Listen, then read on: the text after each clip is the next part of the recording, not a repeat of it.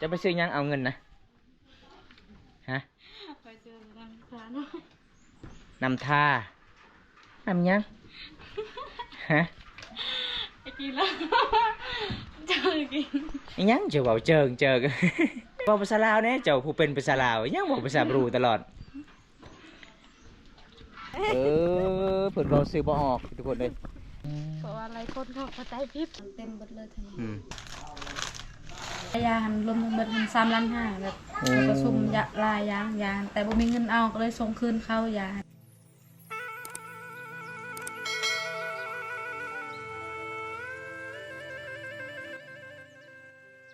ยังขอจะนำมันยังถึงนะดึงเส้นนี่ยังจะเอ็นดึงฮะดึงเส้นลมบ่เส้นลมยังเส้นลมนะเราดึงไงมันแดงเจ็บคอเขาดึงเขาบีบเจ้าเจ็บคอเขาบีบเนาะอันนี้เป็นหม้อปัวบ่โอ้ทุกคนคอยจะตกใจได้เห็นคลิปเบาไก่ท่ายเนี่ยโอ้สามึกเป็นยังสามึกเอาตอนนี้น้องกาเสียไปหากระป๊บน้ำน้องบ่สบายทุกคนเลยบ่มีเงินซื้อยาเดี๋ยวบอมตากาสิไปยิ้มไปยามน้องคือเก่าเด้ยืนขึ้นเนินขึ้นซาน้องสาวเพิ่นก่อนทุกคนเลยเพราะว่าน้องบ่สบายช่วงนี้ก็เลยไปยิ้มไปยามโอ้นั่นคือน้องสายเพิ่นเด้บ่ได้ออกจากเขื่อนจากศาลเลยปลาเขื่อนสมึกโอ้หมาหอมนี่น่าจะได้เห็นศาลงามๆเลยทุกคนเลย ปลาศาลงามเลยแล้วก็มีมะเขือตากไปพร้อมชุดก้อนก็คือศาลก็เอาไว้เครื่องคล้องกับบ่ได้เอาไว้นำกับบ่ได้เอาไว้คู่กับบ่ได้ทุกคนในศาลมันหักน้องตกแต่ศาลก็กระทึกแล้วน้องบ่สบายพี่น้องมาหอมนี่ก็ยังบ่สบายคือเก่าได้จะไปซื้อยังเอาเงินนะฮะไปซื้อน้ำตาลนำท่านำยัง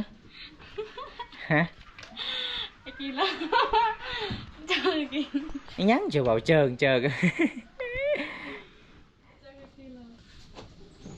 ซื้อยังเสมอบอกภาษาลาวเนี่ยเจ้าผู้เป็นภาษาลาวยังบอกภาษาบรูตลอด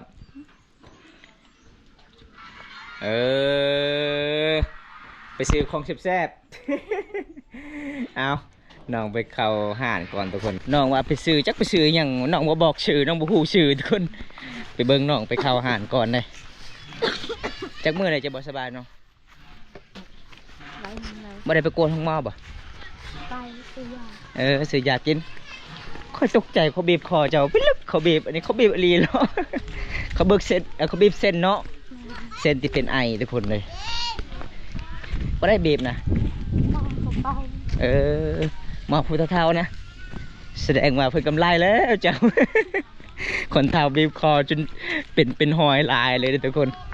ข่อยเบิ่งคลิปเบาไก่ถ่ายป้าเป็นอย่างเนาะเสามึกตอนแรกๆเจ้าก็ปิดบังอยู่ได้ตอนแรกๆก็เห็นน่ะ บัดตอนเขาถ่ายโดนๆแล้วก็เห็นน้องเปิดเผยน้องว่าน้องข่อยบ่สบายแล้วก็เขาเจ้าบีบคอบีบเส้นพี่น้องเอ้ยเพราะว่าน้องบ่สบายบีบให้ดีให้เศร้าทุกคนบางคนบ่เข้าใจก็คิดเรื่องอื่นตลอดบ่แม่นแต่คนสุดก่อนก็น้องตกมาแต่ศาลเนี่ยพี่น้องตกมาที่สร้างกับน้องก็เจ็บหนักหลายเลย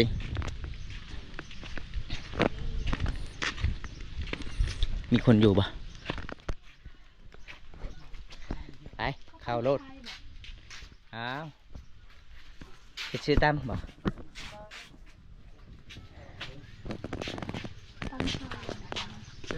เอาจ้าเอาตัวนี้บ่เจ้าว่าซื้อนะบ่มีซื้อนะเพิ่นเราซื้อบ่ออกทุกคนเลยเพิ่นเราแต่ไปซื้อภาษามังกรได้มันเริ่มดีแล้วเนาะขอจะเนาะยัง2-3 มื้อแสดงว่ามื้อนั้นเป็นมื้อแรกเลยเพราะว่าอะไรคนเขาเข้าใจผิดแม่นทุกคนเลย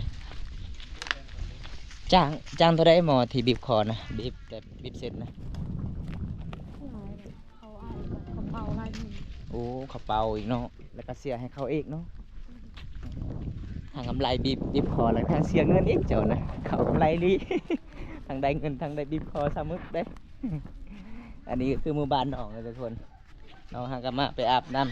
ำปกติน้องเนี่ยยำแรกไปอาบน้ำเสร็จแล้วน้องเลยแต่มันไก่บ้านน้อง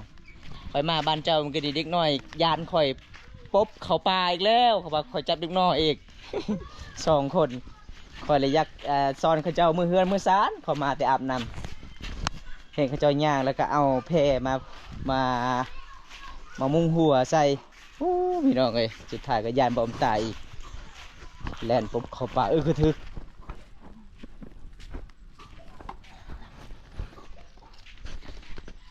อันนี้เป็นบ้านสาวหมึกเด้อทุกคนใครมาหอบนี้นี่เพื่อนน้องก็มีซานอีกได้สุดก่อนก็ซานหักพอได้มาสอยเจ้าเห็ดซานเสมอ บุญทางสาย อีพ่อบ่มามให้มามกว่า อันนี้คืออีพ่อเพิ่นอีแม่อยู่เฮือนครัวทุกคน เจ๊น้องเจ๊เราชิมไปจุนัย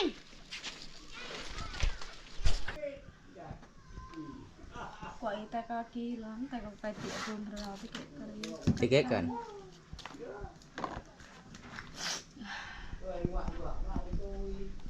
ชีนเตะคือมุกมัว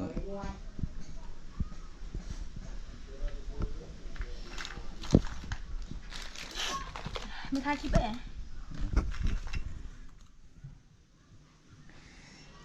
หลังจากน้องไปซื้อแก้วแล้วเพิ่นก็กลับบ้านทุกคนเพิ่นบอกซื้อจักซื้ออหย่างบ่ออกเลยหลังจากเพิ่นบ่สบาย อันนี้คืออยากเข้าใจผิดเด้อพี่น้อง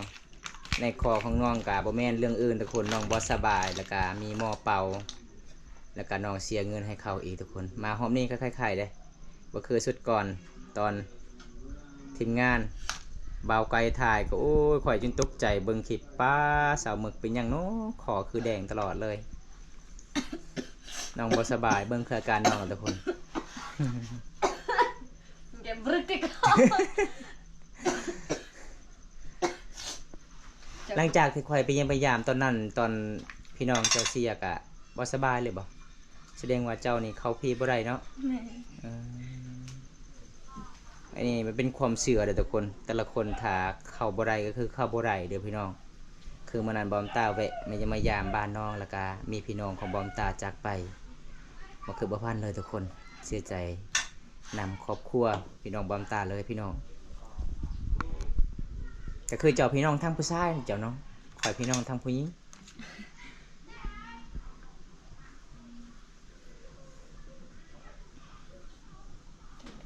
ยัง3 มื้อจึงดีว่าคอเจ้ายัง3 มื้อดีแล้ว3 มื้ออันนี้มันเริ่มแล้วเริ่มบ่ได้เห็นแล้วหอยมันนะ บ่ตอนนั้นเต็มหมดเลยทันที ตอนนั้นแดงอลีรอเลย ใครก็บ่เชื่อเลย ก็บ่เชื่อคือกันแล้วไปเบิ่งคลิปเบาไก่ถ่ายโอ้คอสมึกคือแดงแท้ข่อยจนอยากไปเบิ่งเลยสมึกมื้อนั้นเด้แต่มันค่ำข่อยมาแต่บ้านตะเลง ข่อยมาแต่บ้านตะเลงฮอดครัวเบตง6 โมงแรงโอ้ก็แบบมันค่ำแล้ว อันนี้สำหรับเครื่องสำอางจ้ะบ่ประมาณชั้นนี้เด้ โอ้อันนี้คือสำหรับ เราก็เนี่ยไปพออะไรอย่างมัน ตัวนี้แหละขอยได้ยินฮอนมึงหนองหอม แม่นตัวนี้แหละปลาหอมเลยซื้อมาเท่าไรเนี่ย 20,000 โอ้แต่มันหอมแท้หอมว่าได้ครับหนองติงโตกับง่ายๆเป็นพี่ทุกคนบ่ติงโตหลาย งานแบบธรรมชาติเลยบ้านเฮาบ่มีน้ำลำบากเนาะน้ำกินเดี๋ยวจะใส่น้ำกินนะไปตักบ่อนั้นคือเก่าโอ้แสดงว่ามันออกตลอดเลยทุกคนน้ำที่บ่อนน้องไปเอาน้ำกินแร่หรอบ่ทากาแฟนะไปอยู่พุ่นยังน้องว่าซื้อแก้วบ่มีซื้อ บ่ตาจนงงคือกันขอถามจะไปซื้อยังจักอีหยังพุ่นล่ะบ่ข่อยก็บ่ฮู้คือกันแจ้ง ทางขวาในแม่เราได้เหรอ อย่างนี้ป่ะตุกนี่โอ้เป็นมุมตลอด เป็นมุมตลอดทุกคนเลยเจ๊ฮะเล่นกระตกลุอันปากกระตกเอา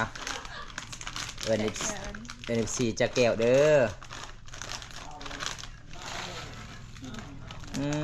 ข่าวอะไรจะกินขนมเนาะ เป็นบอกออกซื้อจะแก้วเป็นแบบไปเจอแก้วไปซื้อแก้วไปซื้อขนมนั่นแหละทุกคนมาเด้อพี่น้องจานน้ำกันเด้อ ผู้ใดรับผู้ใดรับผู้บ่าวขอทานเจ้า ตัวหลังปะเธอยังบอกเหมือนประทายนี่เหมือนประทายนี่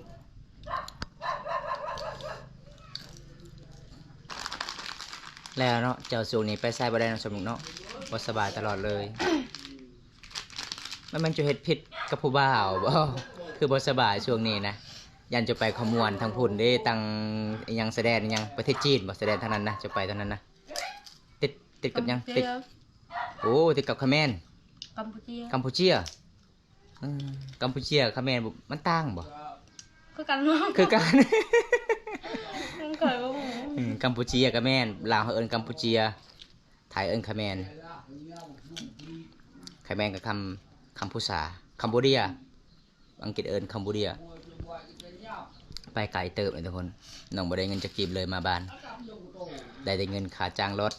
น้องเป็นคนสู้ชีวิตไปทางใดก็ได้น้องเป็นคนสู้ชีวิตหาเงินหาคำเลี้ยงไอ้พ่อไอ้แม่ในเงินของน้องก็เป็นน้องคนเดียวหาเงินหาคำทุกคนซื้อข้าวซื้อน้ำกินพี่น้อง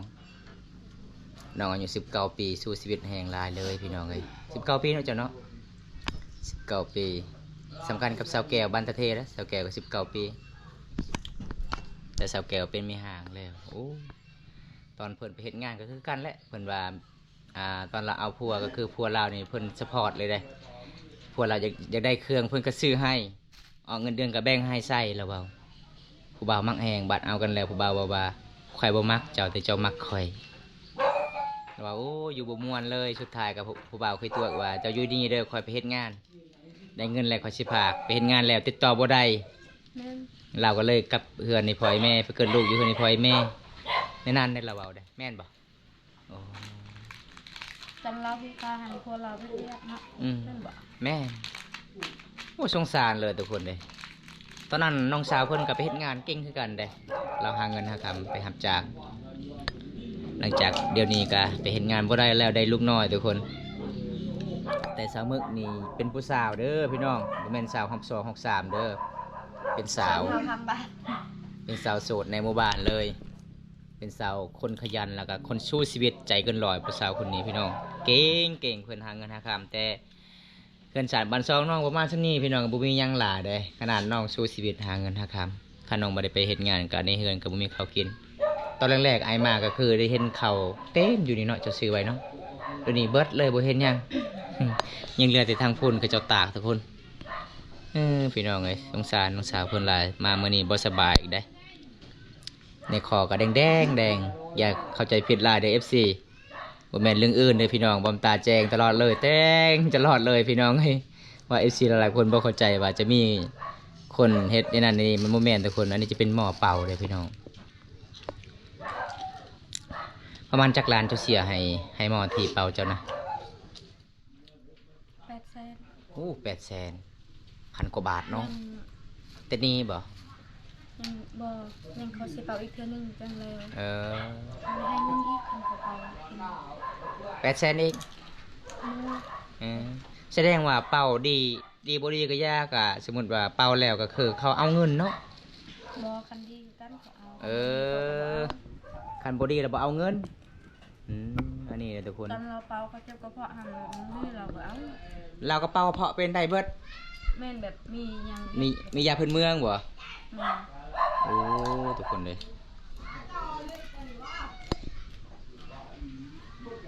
สบายดีเป็นไผอันนี้เป็นสาวมึกเด้ออ้ายสาวมึกสาวมึกหมู่บ้านตะกอคันสิว่าหมู่บ้านปัดก็แม่นเด้อทุกคน หมู่บ้านนี้จะเป็น2ชื่อหมู่บ้านทุกคนนี่คันสิว่าภาษามังกรกับบ้านตะกอกับบ้านปัดคำภาษาลาวเขาจะตั้งเป็นบ้านเดียวกันเลยชื่อบ้านตะกอเดียวกันเลยพี่น้องน้องสิเงาบ่สบายน้องตั้งใจอยากไปเฮ็ดงานแต่ไปบ่ได้แล้วช่วงนี้พี่น้องเอ้ยเกิดอาการติดโตตลอดเลยเป็นโรคประจำตัวกินหมดได้สมึกกินหมดแล้วค่อยสิซื้อให้อีกจิหน่อยนะค่อยสิไปตัดหนี้อยู่5โลด ให้เจ้าดีบายๆโดดไปเมื่อใดก็เจ้าบ่สบายไปสุดก่อนก็เป็นพีกเนาะโอ้แปลกเลยในตัวเจ้าสมึกเอ้ย ไปไอ้มาเยี่ยมมายามก็มีแต่น้องบ่สบาย ตอนน้องสบายกับอายซื้อมาข้าวปุ่นแต่เมืองสิโปนตอนนั้นจะตำแซ่บเลยเด้ตอนอายมากับบวงนะ ไอแม่จะถามผู้ใดตำนี่นะ อายลงทุนมาเต็มเมืองสิโปนทุกคนเลยอายเสือมึกกิน ไอแม่ก็ยังถามแบบผู้ใดเฮ็ดกินนี่ตำคือแซ่บแท้ สบายดีบ้านนนท์สบายดีครับสบายดีบ้านสวนเด้อผู้สาวทางใดเนาะคือหน้าตาดีแท้สาวทางใดสิถาม บันตะกอเด้อ บ้านตะกอเด้อเมืองนองแขวงสวรรณเขต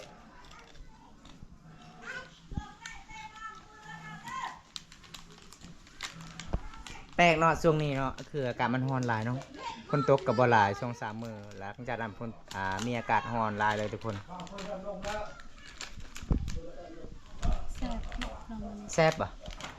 แซ่บเดี๋ยวไอ้ายก็ไปซื้ออีกจังหน่อยนะใส่หลานเจ้านะบอกให้เขาไปซื้อไปอีน้องมึกตัวเอื่อนบ่แม่นอ้วนเด้อข่อยเบิ่งนี่สวยขนาดเลยหน้าแดงแดงกินขนมคอกระแดงแรงผู้เฒ่าบีบ หมอบีบหมอเป่าพี่น้องเอ้ย เผากำไรแห้ง เงินกระไดเวลาเขาเจ้าเป่าเขาเอาหยังแน่มาเป่าเอาเหล้าบ่ เราแล้วก็ใบหยังเอิญ ไปพู ใบผู้ โอ้แล้วก็เกณฑ์คูณไปพร้อมโอ้มันเป็นตามความเชื่อบ้านเฮาเนาะอืมเพิ่นว่าคือบ่เห็นเจ้าสาวเพิ่นว่าคือบ่เห็นเจ้าน้องอยู่ไปเฮ็ดงานอยู่นากาอยู่เมืองนากายเนาะ แม่น น้องกลับมาประมาณ2 อาทิตย์3 อาทิตย์แล้วจะเฮ็ดงาน อยู่เมือใกล้ จะเฮ็ดงานหยัง โรงงานเครื่องแฮม เครือแฮม อืม โรงงานเครือแฮมเด้อเนาะอายเด้อมีแต่คนจีนแล้วเนาะเครือแฮมเนาะ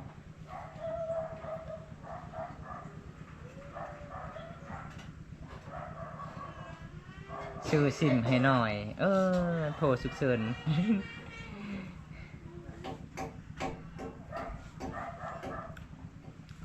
อยู่บ้านอ้ายมีซิมแบบมาเอาเด้ออยู่ลาวนี่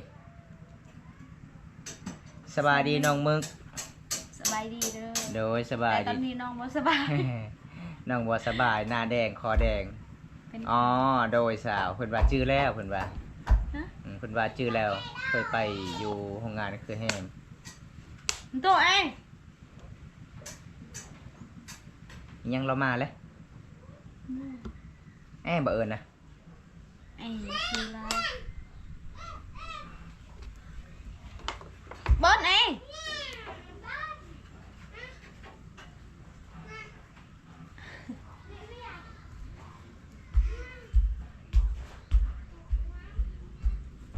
กำลังโดนกับเจ็บเอว ในนั่นบ่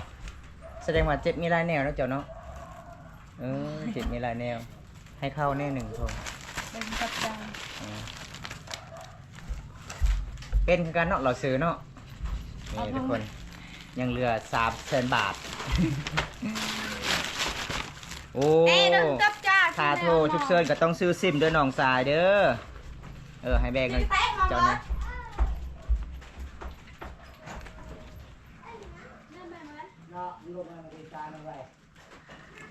นัดจอโดนหลอกหลายหอบแล้ว โอ้อ้าวอยากได้จอยอีกอยากเป็นตัวจอย ดีเลยเป็นไข่ไม่ได้กินข้าว คอยยอกซื่อๆบ่าวบนตาคอยคนไทยจังหวัดนครพนมเอาแล้วมาตัวคอยอีกแล้วFCนี่เนาะ กูไปอยู่ในกายนะ นครพนมกระทางไปขมวนแล้วเนาะ แม่ เพราะว่าน้องคอยก็เคยไปเฮ็ดงานอยู่นครพนมละน้องอ้ายเอ้ยน้องสาวคอยเอาผัวทางซิโนกับเฮ็ดงานทั้งนั้นแหละขามพังไทย เอาเอิ้น FC บัดนี้ มาเดฟซีกินขนมนางยัน จะแก้วนำกันเด้อเพิ่นว่า ครับ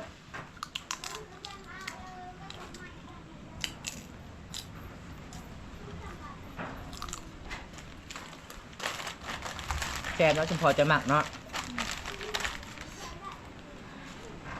แม่นครับแม่นแล้ว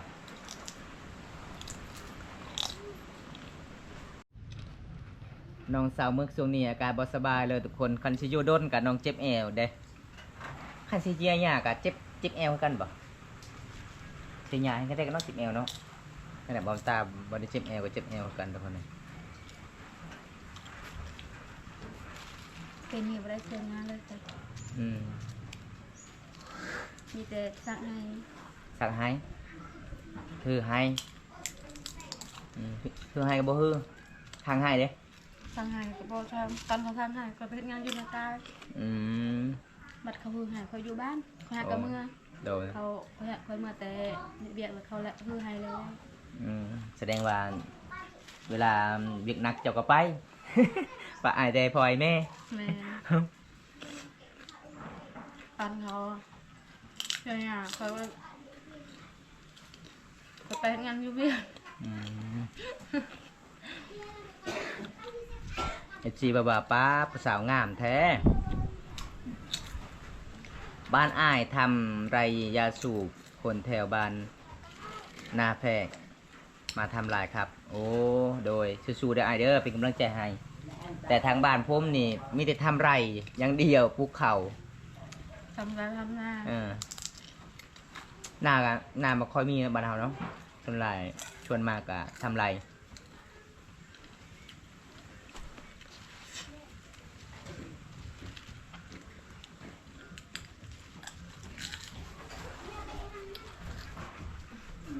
ไปใช้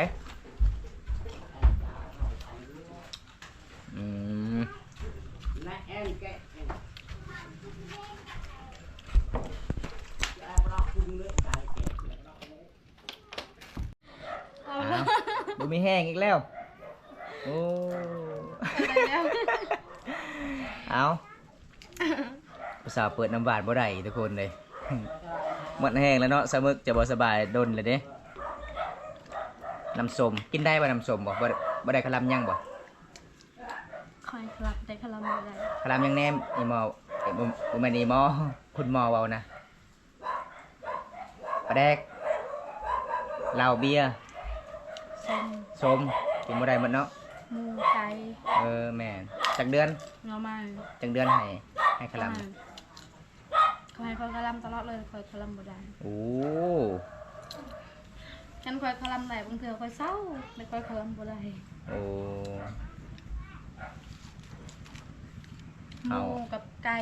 ไข่ไก่คงให้คลำตลอดเลย หมูกับไก่นี่เอาเวลาเฮากินงะเด้เฮาก็กินหมูกินไก่เจ้าสิคลำนี่ได้อดบ่ได้เด้ยามบุญบ้านเฮา กับหน่อไม้มันคล อืม ำเขาไม่กิน คันคลำได้ก็คือดี แต่คอยคลำบ่ได้ คลำบ่ได้เนาะอาหารบ้านเฮาเนาะเคยกินอดบ่ได้ทุกคนเลย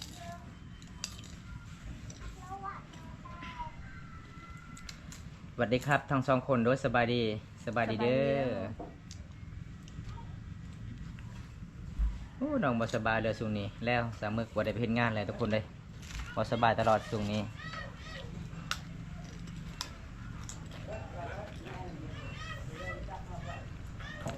ขอให้หายไวๆนะครับสาวมึกไปมอยัง14ถาม ไปแล้ว ไป ไป แต่โดนแล้ว ไปแต่โดนแล้ว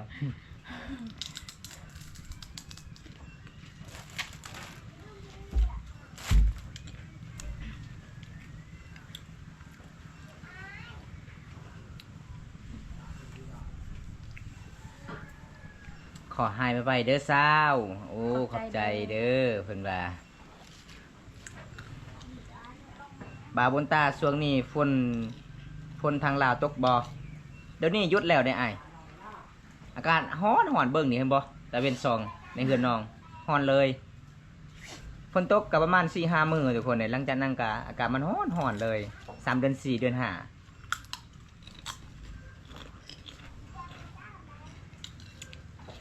ขอโทษเด้อทุกคนเสียงที่ดังคอกๆคักๆบอมตากินขนมเด้อ จากแก้ว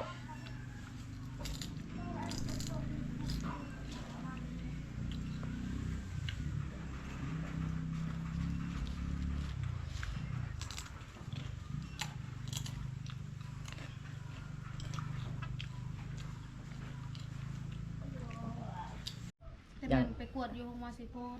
เขาได้ก็เอาอีหมอสิปุ่นนะ เขากวดร้านนึง โอ้ เขาให้ขายยา ขยะทั้งห้าง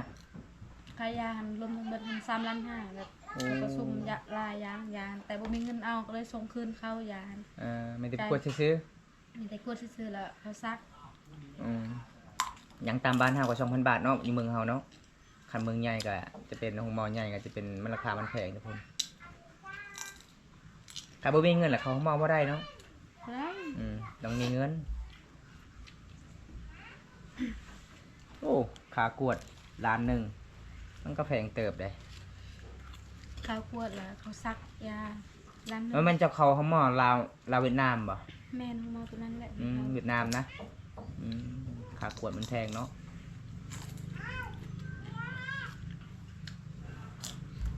แต่เธอเงินมาเท่าไรมือนั้นมือจะไปกวด ร้านนึง ล้านหนึง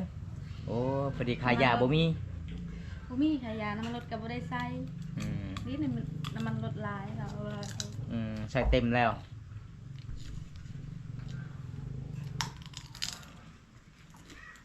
ขาหมอแพงบ่ครับเจ้า แม่นครับแพงได้อาย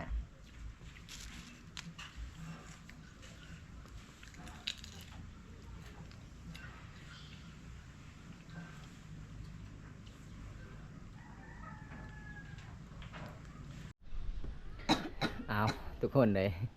บอมตากัสิได้ปิดคลิปเลยสำนีก่อนพี่น้องมื้อนี้ไปเยี่ยมไปยามน้องสาวเพิ่นกับบสบายแน่ออดแอดทุกคนเลยปกติก็คือน้องกับลูกบ่ได้ทุกคนแต่บังเอิญน้องหากะมาอาบน้ำแล้วก็บอมตามาเยี่ยมมายามน้องกะเป็นเคารพนับถือทุกคนบอมตามาเยี่ยมมายามน้องกะซื้อให้น้องขนมน้องมาว่าจะกินขนมแซ่บๆบอมตาก็จัดให้อีกทุกคนบ่ได้รับชมบรรหาทงเนาะ บ่ได้รับชมคลิปนี้แล้วก็อย่าลืมฝากกดไลค์กดแชร์กดติดตามหน่อยเด้อพี่น้องผู้ใดใจดีก็ซื้อให้น้องย่าแน่น้องบ่สบายทุกคนน้องก็มีหม้อเป่าอีกก็เสียเงินอีกทุกคนหน้าแดงก็อย่าเข้าใจผิดหลาย FC บอมตาทุกคนเลยอันนี้เป็นหม้อบีบคอแล้วก็เขาเจ้าให้ดีน้องบ่สบายเพราะว่าน้องตอนนั้นก็เข้าบอลคนเสียชีวิตแต่โตของน้องเข้าบ่ได้ทุกคนถ้าเข้าแล้วก็บ่สบายเฮาเนาะอาการมันก็เจ็บหนักหลายทุกคนคลิปหน้าก็พบพอกันใหม่เด้อพี่น้องขอข่าวคำว่าสบายดีเสมอบ๊ายบาย FC นี่เด้อน้องบ๊ายบาย